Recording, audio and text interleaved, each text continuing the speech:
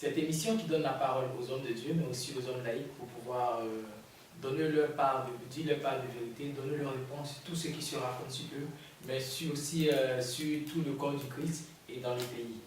Aujourd'hui, nous recevons un homme spécial, un homme qui a gravi les échelons dans le milieu chrétien, un homme qui est connu par ses révélations pertinentes, par tout ce qui se passe dans son église. Veuillez recevoir avec moi le général prophète de Dieu, Camille.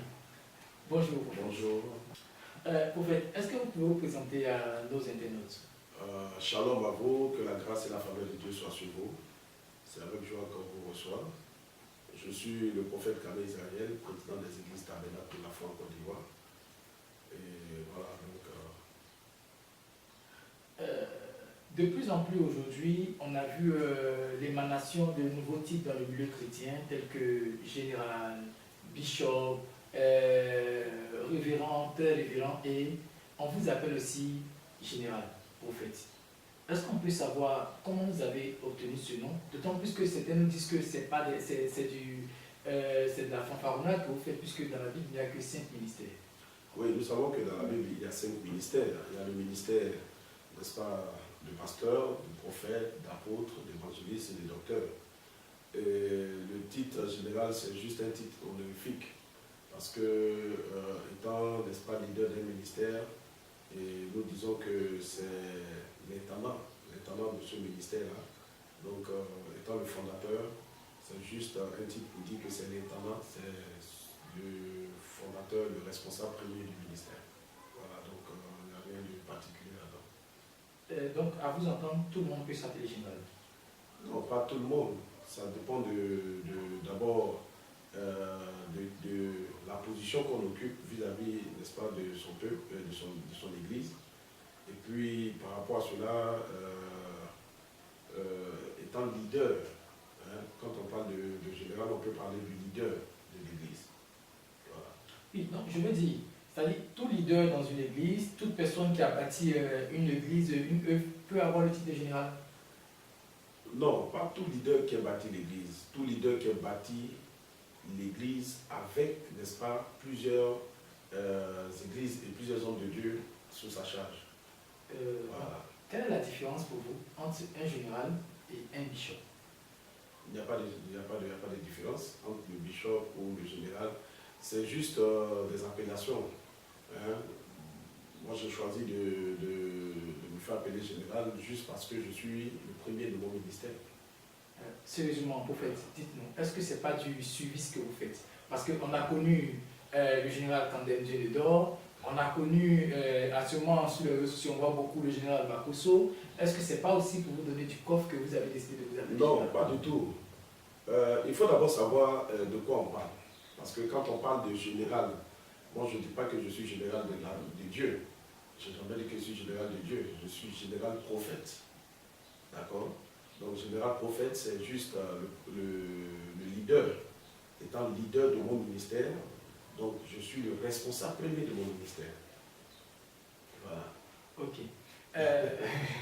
Vous êtes en train de bâtir un temple à 2 niveaux, un super temple, mais que vous appelez la cathédrale.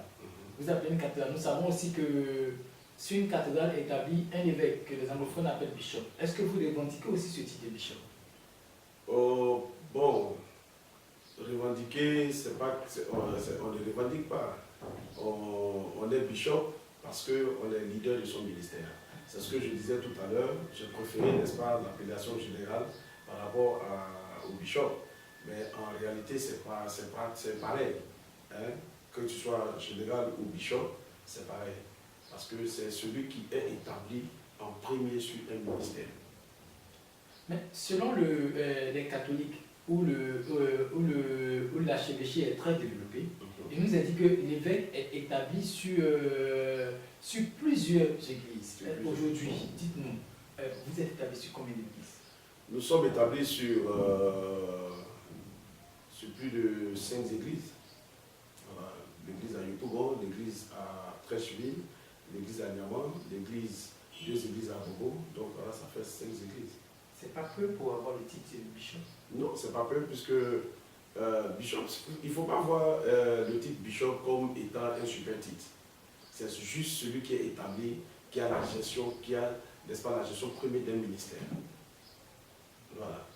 Donc, ce n'est pas un titre extraordinaire qui découle qui est attaché à une notion particulière. Non, non, non. Le titre de bishop, c'est juste un titre honorifique pour dire que voici cette personne, c'est cette personne qui est l'intendant premier de l'Église. Voilà. Vous êtes établi sur 5 églises et nous savons que votre base est à Bobo-Aki, quoi. Mais est-ce que de temps en temps, vous faites quand même des cultes dans les autres églises où vous êtes établis? Oui, je vais souvent rendre visite à ces églises où souvent je fais des programmes. Voilà, donc je suis les pasteurs, je suis les églises.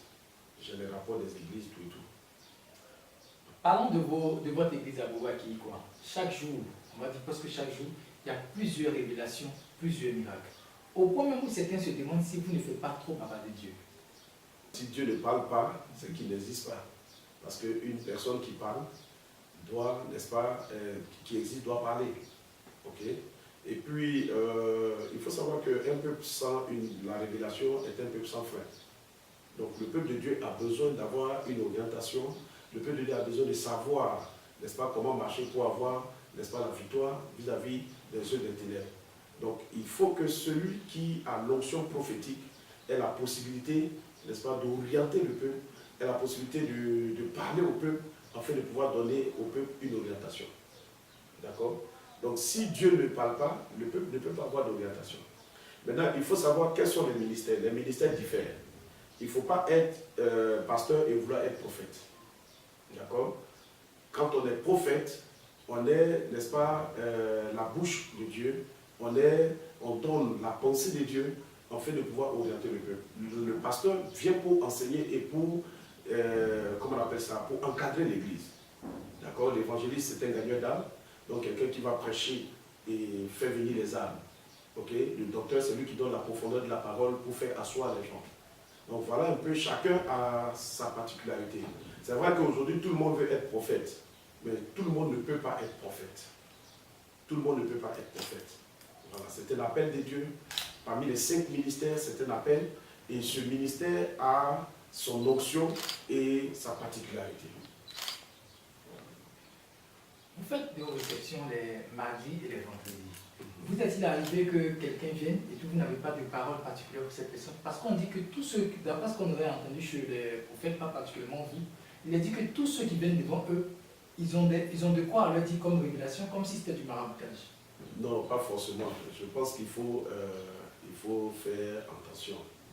Il faut faire attention. Quand Dieu ne t'a rien dit, il ne faut pas aussi parler. Parce que ça, c'est le seul principe que je donne, que j'apprends d'abord au peuple. Lorsque Dieu ne nous a rien dit, je n'ai rien à te dire. Voilà.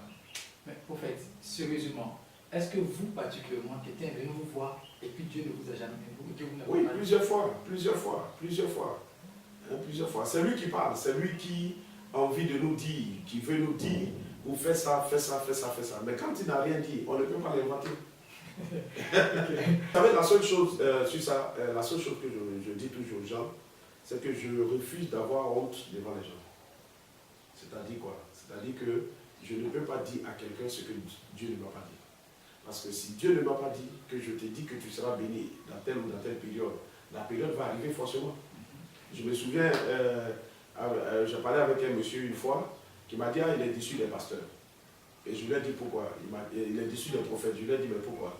Il m'a dit qu'il y a des prophètes qui ont prophétisé, qui devaient être prospères financièrement, matériellement, dans telle ou telle période. La période arrive, jusqu'à aujourd'hui, il ne voit rien. Donc lui, ces histoires des prophètes, il est découragé. Vous voyez? Aujourd'hui, il y a beaucoup de personnes qui disent des choses qui ne viennent pas de Dieu. Quand Dieu parle, cela est toujours confirmé. Quand Dieu parle, il y a toujours un témoignage. Et ce que Dieu dit arrive toujours. Vous voyez? Donc c'est pourquoi il est important que nous qui sommes prophètes, nous faisons très attention à ne pas faire plaisir aux hommes. Voilà. Parce qu'en voulant faire plaisir aux hommes, on dit ce que Dieu ne nous a pas dit. Voilà. Donc c'est un peu ce que je voudrais dire sur ce point. Tout à l'heure, vous avez dit que tout le monde veut être prophète. On nous a aussi, dans les bruits courent aussi, que ce n'est que les prophètes qui gagnent beaucoup. Selon vous, pourquoi tout le monde aujourd'hui veut être prophète? Qui gagne quoi? Pourquoi? Qui gagne beaucoup d'argent. Pourquoi tout le monde veut être prophète et pourquoi cette prolifération de prophètes en Côte d'Ivoire? On entend, la Côte d'Ivoire est le pays qui a produit le plus de prophètes en ce moment. On a même dépassé le Nigeria et le Ghana. Quelle explication vous donnez à cela? Je crois, sur ce point, il y a beaucoup à dire. D'abord, il faut savoir que le ministère prophétique est un ministère qui commence par se faire connaître au niveau de la Côte d'Ivoire. Au Ghana, au Nigeria, en Afrique du Sud, dans les pays un peu anglophones, le ministère prophétique est plus développé. Mais en ce qui concerne la Côte d'Ivoire, vu que le réveil spirituel se manifeste maintenant, donc nous avons, par rapport aux pays francophones, les anglophones ont plus de 400 ans de réveil spirituel. Nous sommes maintenant dans les débuts du réveil. Donc c'est normal que nous voyons ce mouvement, ce vent, n'est-ce pas, prophétique. Mais il faut faire attention. Parce que dans ce vent prophétique, il y a des personnes qui n'ont pas le ministère prophétique, mais qui peut-être par envie ou par admiration veulent devenir prophètes. Vous voyez?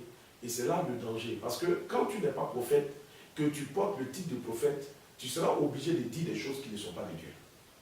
Parce qu'il faut bien que tu dises quelque chose, puisque tu es prophète. Donc tu seras obligé de mentir. Et c'est ce qui fait qu'aujourd'hui, il y a beaucoup d'hérésie, beaucoup de déviations que nous voyons sur le terrain. Parce que tout simplement, des jeunes qui sont venus au ministère aujourd'hui veulent avoir, n'est-ce pas, peut-être ce que les autres ont, mais sans savoir quel est le parcours de ces personnes. Parce qu'il ne faut pas voir un homme de Dieu qui aujourd'hui est béni, qui aujourd'hui est prospère, qui roule une grosse voiture, qui peut-être a une belle maison, et puis vouloir être comme lui aujourd'hui. Non. On a un parcours. Vous voyez? On a un parcours. Là, ça fait 25 ans que je prêche l'évangile. Mais ce n'est pas en 25 ans que j'ai été béni. J'ai connu des hauts, j'ai connu des bas, j'ai connu des humiliations, j'ai connu des moments difficiles, j'ai connu des moments où j'ai même pensé que je n'étais pas appelé. J'ai connu des moments où j'ai pensé que Dieu n'était plus avec moi. Où des gens, tout le monde m'avait abandonné, que ce soit ma famille, des amis, tout le monde. Vous voyez? Donc il y a ces moments-là, il y a beaucoup de choses. C'est un parcours, c'est un processus. On ne devient pas grand dans le ministère du jour au lendemain. Voilà, donc il faut que les gens, les jeunes serviteurs de Dieu comprennent cela et fassent très attention pour ne pas tomber dans l'erreur. C'est vrai que le ministère prophétique est en marche, parce que c'est un vent qui ne peut pas s'arrêter. C'est un vent qui se manifeste dans le réveil spirituel. Quand il y a un réveil, c'est parce qu'il y a des prophètes qui sont devant. Nous avons connu feu le prophète Kapou Sévérin, qui a été, n'est-ce pas, le père du réveil spirituel en Côte d'Ivoire. Vous voyez? Donc, quand il y a un réveil, il y a toujours des prophètes. Mais il faut que les gens fassent très attention. Et je tiens à dire au peuple de Dieu de faire beaucoup attention. Parce que beaucoup veulent vite avoir certaines choses et se mettre dans la peau de ce qu'ils ne sont pas. Donc c'est là que se trouve le danger. Vous avez parlé du parcours. Du parcours. Est-ce qu'on peut connaître le parcours du prophète, du général prophète Kani? Je veux bénir le Seigneur. Ça fait aujourd'hui 25 ans que je suis dans le ministère, que je prêche. Donc, depuis l'église de Réveil, où j'ai été, n'est-ce pas, d'abord l'église baptiste et mission où j'ai été converti. Et après l'église de Réveil, où j'ai continué ma conversion. Et c'est là-bas que j'ai reçu, n'est-ce pas, l'appel de Dieu. Et depuis 1993, donc j'ai reçu l'appel de Dieu. Et puis voilà, après ma formation tout autour, aujourd'hui je suis leader de mon ministère. Vous êtes d'abord à l'église baptiste et mission, ensuite au réveil, où vous recevez votre appel. Pourquoi vous ne restez pas dans cette église et vous venez créer votre ministère? D'abord, Dieu nous appelle toujours quelque part. Dieu nous appelle toujours quelque part. Quand nous prenons l'histoire de Moïse, la Bible dit de Josué, pardon, la Bible dit Josué serviteur de Moïse. Vous voyez? Donc Josué a appris à servir auprès de Moïse. Quand nous prenons l'histoire d'Élie et Élisée, la Bible dit que c'est Élisée qui versait l'eau sous les mains d'Élie. Donc il a appris à servir d'abord auprès, n'est-ce pas, du prophète Élie. Donc, Dieu va toujours vous appeler quelque part. Donc, Dieu m'a appelé au niveau de l'église de l'éveil, où j'ai fait, n'est-ce pas, ma vocation, où j'ai fait mon prestage, où j'ai fait ma formation. Et puis, de là, aujourd'hui, Dieu m'a donné de gérer le ministère que j'ai aujourd'hui. Mais le ministère a été une révélation. C'est une révélation parce que c'était dans un moment de prière, dans un moment de jeûne, où je cherchais la face de Dieu. Et c'est là que Dieu m'a dit qu'il faut, n'est-ce pas, que je commence un ministère par lequel il veut guérir les malades, délivrer les gens, et où j'ai reçu, n'est-ce pas, le nom du tabernacle de la foi.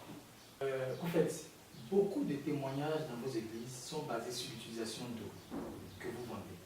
Pouvez-vous nous en dire plus?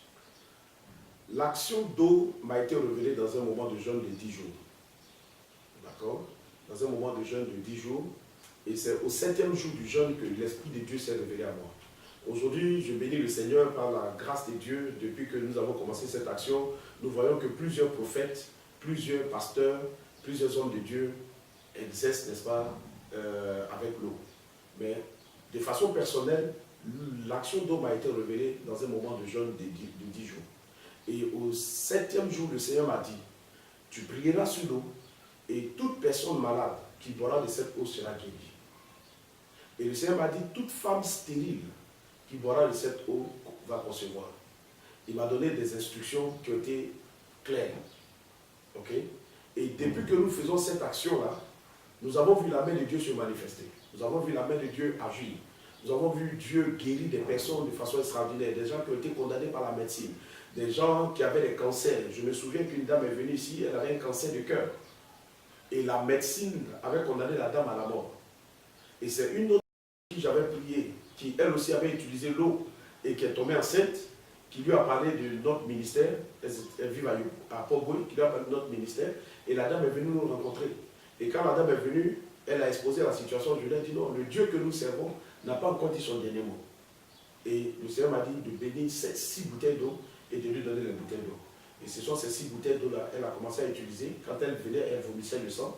Et arrivé un moment, elle ne vomissait plus le sang. Donc je lui ai demandé d'aller refaire ses examens. Elle allait rencontrer le même médecin. Ils ont repris les examens de la dame. Et il s'est trouvé qu'il n'y avait plus de traces de cancer. Ça, c'est un témoignage. Il y a beaucoup de témoignages. Vous voyez? Tous ceux qui viennent ici rendent des témoignages basés, n'est-ce pas, sur l'action d'eau. Pourquoi? Parce que là, il faut que ça soit bien clair. Parce que c'est une révélation. Vous voyez? Quand ce n'est pas une révélation, la Bible dit tout ce qui n'est pas le fruit d'une conviction est un péché. Donc si Dieu ne t'a pas convaincu de prier avec l'eau, si Dieu ne t'a pas convaincu de parler sur les eaux, alors n'en parle pas. Et je dis toujours que Moïse avait le bâton, mais Élie avait le manteau. Les deux ont divisé les eaux. Amen. Ce n'est pas parce que Moïse a utilisé le bâton pour diviser les eaux que moi aussi je dois utiliser le bâton. Non. Il faut que je sache dans mon sacerdoce qu'est-ce que Dieu veut que j'utilise.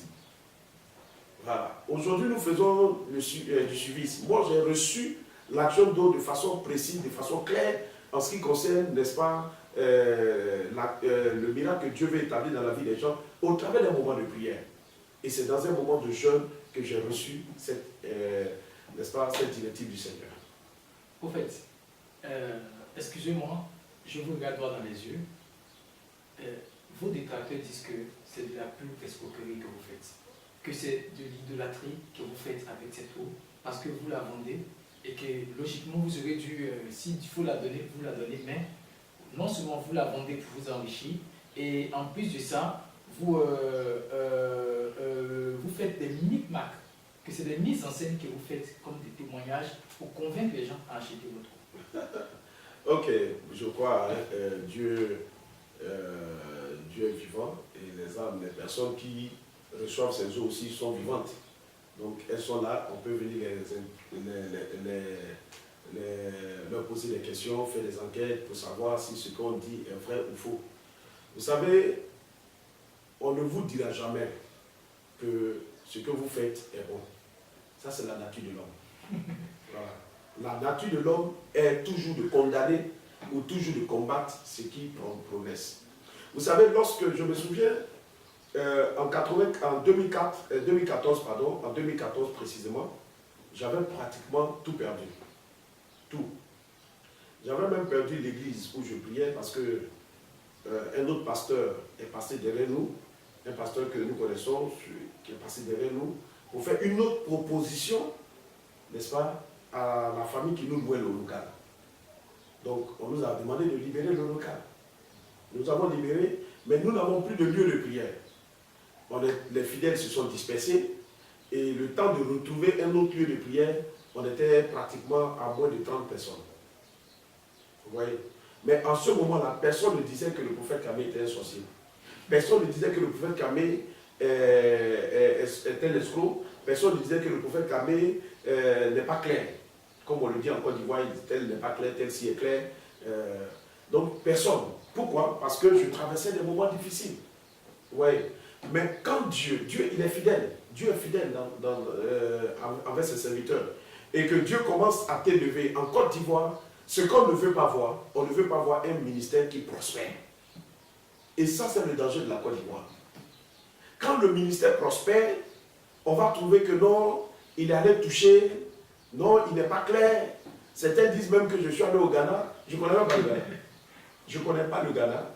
Bon, il est allé au Ghana, il allait prendre, comment on appelle, de l'eau noire là-bas. Je dis à ces personnes-là, mais si tu connais la couleur de cette eau, c'est que tu étais avec moi là-bas. Parce que tu ne peux pas être dans, tu ne peux pas connaître la couleur de l'eau que tu n'as jamais vue. Est-ce que vous voyez? Donc c'est plein de choses. Des gens rencontrent ce qu'ils veulent. Quand tu prospères, quand ton ministère progresse, quand les choses avancent, on va dire des choses te concernant. Mais nous disons que le langage des hommes ne peut pas nous empêcher d'accomplir le plan de Dieu. Ça c'est clair. Les hommes peuvent dire des choses, mais nous savons que Dieu qui nous a appelés a un plan pour nous et a une orientation pour notre ministère. Et nous le suivons. C'est vrai que vous dites que les gens disent beaucoup de choses sur vous parce que vous prospérez. Mais est-ce que aussi, c'est pas parce que, excusez-moi un peu du terme, les nouveaux prophètes sont un peu trop bling-bling? Pour ceux qui me connaissent, naturellement savent que c'est des choses qui ne m'intéressent pas. Ils savent que je suis quelqu'un de simple, quelqu'un de posé dans la tête. Je ne suis pas agité par ce genre de choses.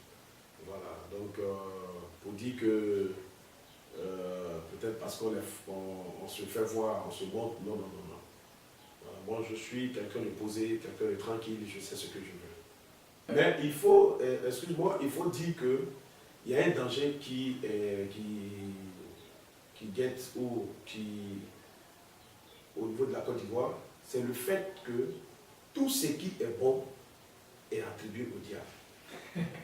Et ça, c'est dommage. Quand ça ne va pas dans ton ministère, alors tu es un homme de Dieu, quand tu es malheureux, quand tu vis la misère. Mais une fois que tu commences par prospérer dans le ministère, automatiquement, tu es un sorcier. Vous voyez? Tu es un sorcier, tu n'es pas clair, tu allais toucher des choses, comme si le Dieu que nous prions est un Dieu qui ne bénit personne.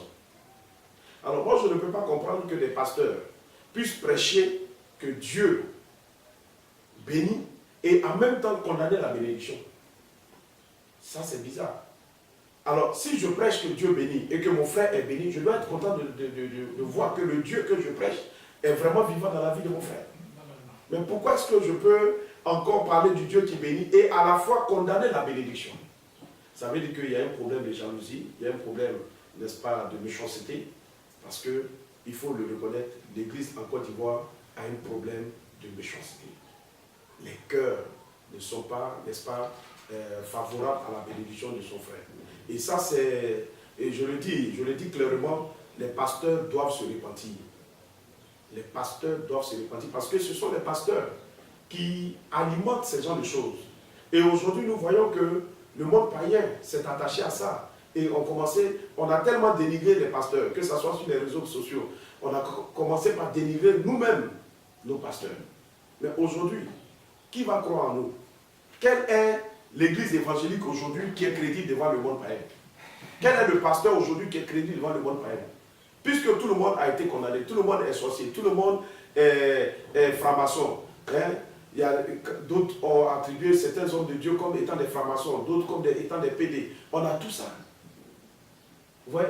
Mais comment est-ce que nous-mêmes nous pouvons détruire notre propre armée? Et c'est ça le problème de la Côte d'Ivoire aujourd'hui. En fait, vous mettez le plat dans la seconde phase de notre interview. L'année passée, il y a un journal de la place que je ne vais pas citer, qui a pris une enquête à présenter un prophète comme un faux. Et on a vu sur les réseaux sociaux que vous avez aussi pris la défense de ce prophète-là. Et ce journal aussi ne vous a pas en griffe loupé. Est-ce que vous pouvez nous en dire plus? Je n'ai pas pris la défense du pasteur, parce que le pasteur, je ne le connais pas. Donc je ne peux pas défendre quelqu'un que je ne connais pas. Je peux défendre un ami, un frère, ou quelqu'un que j'ai côtoyé, que je connais, je peux le défendre. Mais j'ai défendu la cause de l'Église. D'accord? Il faut que ça soit différent. Je n'ai pas défendu le pasteur parce que je n'étais pas là-bas. Je ne sais pas qu'est-ce qu'il a fait. Je ne sais pas comment s'est passée l'enquête. Mais j'ai seulement combattu le fait que ça soit un journal. Et toujours le même journal qui ne s'intéresse qu'au pasteur. Voilà la cause que j'ai défendue. Et je refuse, n'est-ce pas, que ça soit un journal qui tout le temps est en train, n'est-ce pas, d'attaquer les hommes de Dieu, d'attaquer les pasteurs. Il y a des prêtres en Côte d'Ivoire. Mais ce journal n'a jamais attaqué les prêtres. Mais par contre, au milieu des prêtres, il n'y a pas que tout ce qui est bon. Il y a aussi des problèmes là-bas. Et ce journal-là, si c'est un journal d'investigation, est un journal qui doit aussi aller chez les prêtres. Mais pourquoi est-ce qu'il n'entre pas chez les prêtres? C'est parce que ce journal sait que quand tu vas attaquer les prêtres, tu auras affaire au Vatican. Il y a aussi chez les imams des problèmes. Mais pourquoi le même journal d'investigation, ne va pas aussi faire des enquêtes, mener des enquêtes chez les imams? Parce que jamais on a vu ce journal-là titré « Un imam a fait ceci, a fait cela ». Mais par contre, il y a des problèmes là-bas. Mais pourquoi est-ce que c'est seulement dans l'église évangélique? C'est parce que ce journal, c'est que s'il attaque l'islam, il sait la réaction des musulmans. Il sait. Ils savent. Mais comme au niveau de l'église évangélique, c'est déjà un système déjà qui n'est pas soudé, un système déjà où il y a la division, où il y a, n'est-ce pas, où nous-mêmes, en tant que serviteurs de Dieu, nous sommes les premiers déjà à dénigrer. Donc c'est comme ça qu'ils viennent tout le temps en train de dénigrer les pasteurs.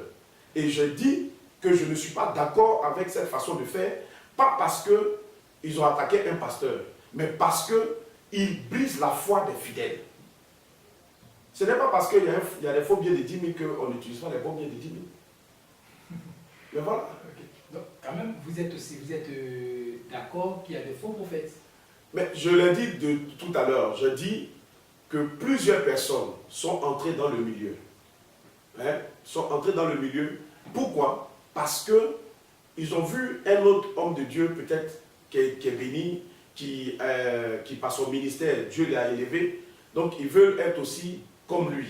Mais en voulant être comme lui, tu seras obligé de faire des faussetés. Voilà. Donc ça, il faut que ça soit clair. Je ne dis pas qu'il n'y a pas de faux. Je ne dis pas qu'il n'y a pas de mauvais.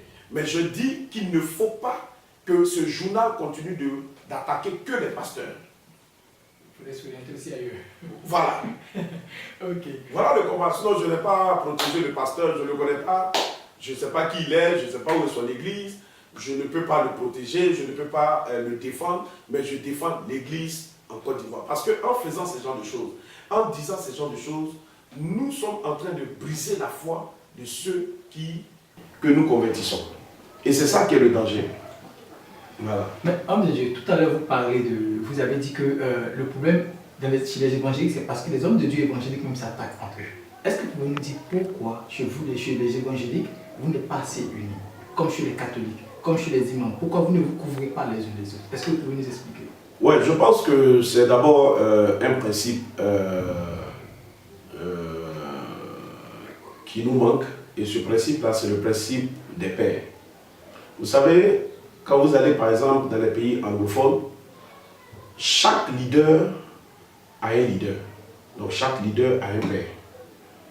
Et lorsque tu as un père spirituel, il y a la conduite, il y a le comportement. Pourquoi? Parce que tu as quelqu'un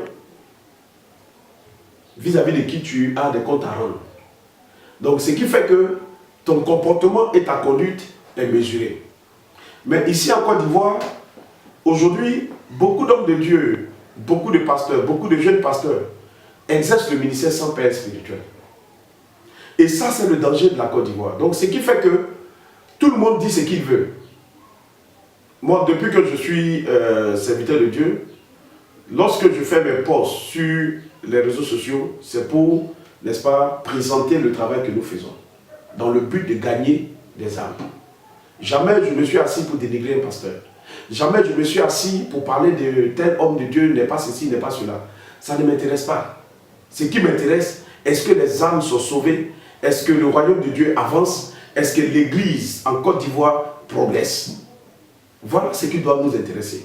Mais aujourd'hui, tout le monde, chacun vient parce qu'il a peut-être quelques unités ou quelques passes, il va commencer par attaquer des hommes de Dieu, par parler des hommes de Dieu, par parler des pasteurs. Mais on oublie qu'en parlant de pasteurs, on est nous-mêmes pasteurs.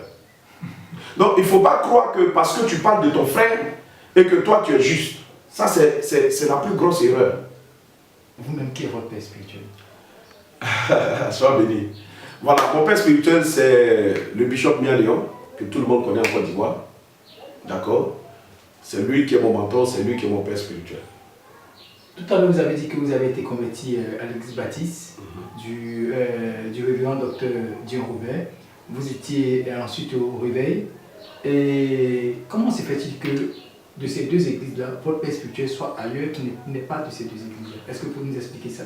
Oui, c'est vrai que j'ai eu des encadreurs, n'est-ce pas, au niveau des églises de réveil, au niveau de l'église baptiste. Hein, j'ai eu des encadreurs. Et lorsque j'ai commencé le ministère, il y a une personne qui m'a impressionné par son charisme. C'est le bishop Mia Léon. Et j'ai vu en lui un homme sage, un homme qui a la connaissance, un homme qui a la possibilité, la capacité d'encadrer et de me donner des conseils, d'orienter mon ministère. Et voilà pourquoi donc j'ai choisi de prendre le bishop Mia Léon comme père, comme mentor dans mon ministère. Voilà. Je ne vais pas prendre un étranger. Voilà, parce que ce n'est pas un étranger qui doit être établi sur ma tête. Je suis pasteur ivoirien, donc il y a des pères dans la nation, il y a des leaders dans la nation. Et c'est normal que ces leaders-là soient notre couverture spirituelle. Comme nous aussi, nous sommes des couvertures spirituelles pour d'autres. Voilà ce que ça doit être. Ok.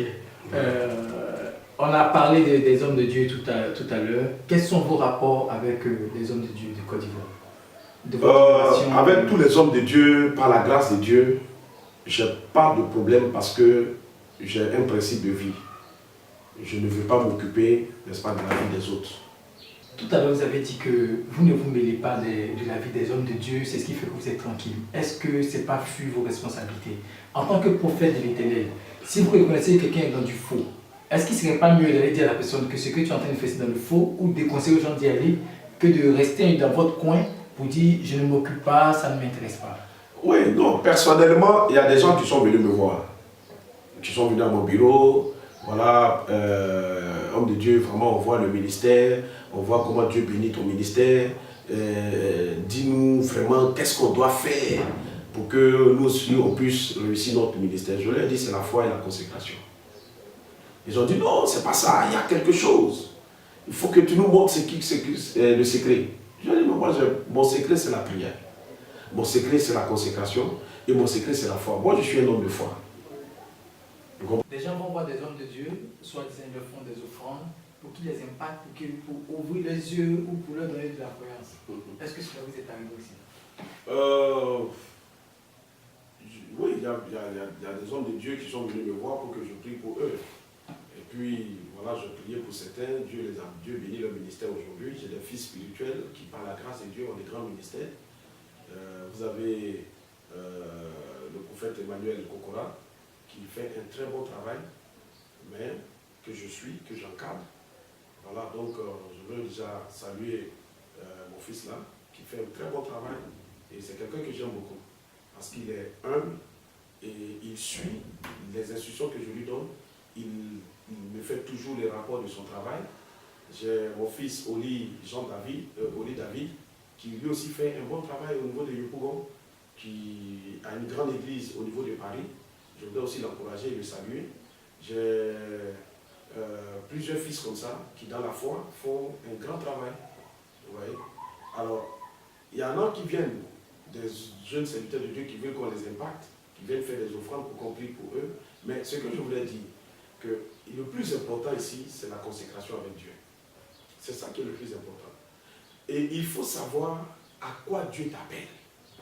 Parce qu'il ne faut pas forcément vouloir être un prophète de la dimension, n'est-ce pas, de ce que tu vois. Non. Il faut chercher à savoir quel est toi ton appel. Si tu as ton appel, tu pourras réussir dans l'appel, et parce que tu vas chercher à développer la grâce dans cet appel-là. C'est ça. Si tu es un enseignant, tu vas chercher à développer l'enseignement. Il y a des enseignants qui sont fortement bénis dans le monde, sans même faire des miracles. D'accord? Je veux bénir le Seigneur pour le révérend Mohamed Sanogo, pour qui j'ai beaucoup d'admiration, beaucoup de respect, mais qui fait un bon travail. Mais on n'attend pas qu'il fait la délivrance ou la guérison des malades, mais il enseigne le peuple. Mais quand vous allez, il y a du monde. Il a cultivé, il a développé l'enseignement. Vous avez le révérend Raoul Wafo qui était un homme de foi, un homme d'impact. Quelqu'un que j'ai côtoyé plusieurs fois, mais qui a un message puissant dans la foi. Mais il ne fait pas de miracles ni de délivrance, de guérison. Il ne fait pas tout ce bruit que nous faisons. Voilà. Mais il avance dans son ministère. Il fait un très bon travail, un travail bien organisé, bien structuré. Je veux bénir le Seigneur pour le révérend Idriss qui fait un bon travail. Hein? Il y a plusieurs comme ça. Pour dire qu'il faut savoir dans quoi Dieu t'a appelé. Ce n'est pas seulement la révélation qui donne la foule. Ce n'est pas la révélation. Il y a beaucoup d'autres choses. Si tu es un enseignant, développe-toi. Si tu es un évangéliste, sois un bon évangéliste. Va, prêche l'évangile. Mets des podiums. Organise des croissants. Tu vas voir que tu seras béni. Il ne faut pas être prophète forcé. Okay. Donc je dis aux prophètes forcés là, quittez là-bas, ce n'est pas votre place. Ok. Homme de Dieu, on va quitter un peu la Côte d'Ivoire. Il y a eu le cas du prophète Al-Foucault en Afrique du Sud, une résurrection qui a fait beaucoup de bruit sur la toile.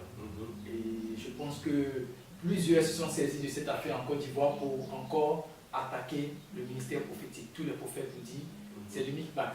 Parce que celui le plus gros, le plus grand, l'un des plus grands, aujourd'hui a été mis à nu. C'est-à-dire que tous ceux aussi qui l'admirent et qui le suivent font pareil. Quelle est votre position? D'abord, je voudrais dire que Alf, à ce que je sache, suivant, n'est-ce pas, les réseaux sociaux, on n'a pas encore confirmé ou démenti ou affirmé, n'est-ce pas, ce qui s'est passé. D'accord? D'autres ont dit que ce n'était pas une résurrection. Mais je pense que dans cette affaire, Alf lui-même a dit, je crois, j'ai vu une des vidéos où il disait que mais cet homme vit déjà. Donc je ne peux pas dire que c'est une résurrection, parce que l'homme respirait déjà. Et Alf lui-même a confirmé cela. Donc ce n'est pas une résurrection. Maintenant, la suite là, je ne peux pas vraiment m'étendre dessus, dire qu'il a ressuscité ou il n'a pas ressuscité, parce que je ne maîtrise vraiment pas cette situation-là. Mais je dis que cela ne doit pas nous empêcher de croire que Jésus est capable de ressusciter des morts. Bon, je sais qu'il y a eu des hommes de Dieu qui ont ressuscité des morts. Je vais dire aux gens et c'est un piège que l'ennemi est en train d'utiliser dans le but de décourager ou dans le but de briser la foi de l'Église évangélique. Le Dieu que nous servons est capable de ressusciter les morts, de guérir les paralytiques, de donner la vue aux aveugles. Il est capable de le faire. La Bible dit qu'il n'a pas changé, il est le même hier, aujourd'hui, éternellement. Donc s'il a ressuscité Lazare, il peut encore ressusciter des morts. Alors si on ne peut pas ressusciter des morts, c'est que Jésus a changé. On quitte en Afrique du Sud, on vient en Côte d'Ivoire. Votre église, c'est vrai qu'on a fait le tour de tout. Aujourd'hui, vous étiez à Bobo en location, vous êtes en train de bâtir un temple, un magnifique temple à deux niveaux. Amen. Quelles sont vos ambitions, quels sont vos projets et pour votre église, pour la Côte d'Ivoire. Vous êtes homme de Dieu. Après votre église, on sait qu'aujourd'hui le pays, tout le monde, 2020 pointe, tout le monde a peur. Après votre église, qu'est-ce que Dieu vous dit pour la Côte d'Ivoire et aux hommes politiques? Ok, merci. Je bénis le Seigneur pour la grâce qu'il nous fait. Il faut dire que nous avons traversé des moments vraiment difficiles. Nous avons connu toutes sortes d'humiliations. C'est pourquoi je dis qu'un homme est aguerri par, n'est-ce pas, le combat qu'il mène. Il y a des gens qui ont la grâce, mais il y a ceux qui ont le parcours. Nous avons le parcours. Nous n'avons pas la grâce. Dire que oui, nous sommes venus, du coup, tout a commencé à prospérer. Non, non, non. Nous avons le parcours. Et même ceux qui, aujourd'hui, ont des grands ministères, je vais vous dire que Dieu va vous amener à passer par le parcours parce qu'il y aura des événements, des épreuves qui vont venir dans votre ministère dans le but de vous former et de faire de vous des leaders. Parce que chaque épreuve que le leader traverse est pour, n'est-ce pas, l'amener à être un bon leader. Donc Dieu va nous former. Nous avons connu la profondeur, c'est-à-dire la bassesse. Nous avons connu l'humiliation. Et aujourd'hui, Dieu nous a fait la grâce, nous avons pu acheter notre terrain. Et nous sommes en train de construire, n'est-ce pas, ce temple de 2000 places, par la grâce de Dieu, sur ce terrain. Mais notre objectif, ce n'est pas encore ça. Nous avons l'objectif de construire un temple de plus de 15 000 places.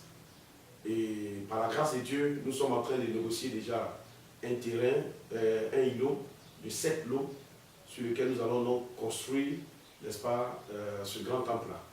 Et nous avons aussi en idée de construire une école qui part de la maternelle à la terminale. Donc ça, c'est une grande vision pour nous, pour permettre à nos élèves, aux parents d'élèves, de mettre leurs enfants à l'école à de moins de coûts. Et nous avons aussi la vision de construire un orphelinat et un dispensaire. Donc voilà un peu la vision. Donc nous avons une feuille de route, nous avons une vision, nous savons ce que nous sommes en train de faire. Et nous croyons que le Dieu qui nous permet d'aller doucement nous permettra d'atteindre nos objectifs. Maintenant, en ce qui concerne la nation, je veux d'abord rendre gloire à Dieu pour la Côte d'Ivoire. Vous savez que la Côte d'Ivoire vient de très loin. Nous avons connu une guerre terrible. L'appel que je vais lancer aux hommes politiques aujourd'hui, c'est de leur dire qu'il faut qu'on mette bas la terre. Vous savez, il est bon de parler, il est bon de crier, il est bon de lancer, n'est-ce pas, des injures. Mais quand ça commence, ces mêmes-là ne sont pas sur les champs de bataille. Ces mêmes-là ne sont pas sur les champs de bataille.